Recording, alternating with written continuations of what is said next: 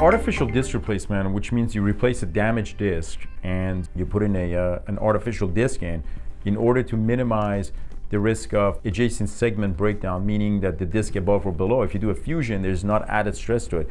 So this concept has been around for over 10 years in the United States. In Europe, it's been around for a long time, but because of FDA issues, obviously, we're not as robust as Europe. But I'm okay because we're more stringent and more careful in how we do things here. I have seen the tremendous success with the cervical spine, the neck, the artificial disc. And I started basically, I've been incorporating now tons of artificial replacement in the cervical spine, and the results have been spectacular. I mean, patients, I wish I could go back 12 years ago. The patients I did fusion, I wish I could offer them what I'm offering now with the artificial disc. But again, we did not really know the technology and the results that well. Now we've had over 7-year results, up to 10-year results, and we're seeing some phenomenon results with artificial disc in the neck. And what I've learned is that, okay, if it doesn't work, you haven't burned any bridges. You can always convert it into a fusion later. But I've also learned that you can actually even convert it to maybe a bigger artificial disc or a different size artificial disc, and that may work. So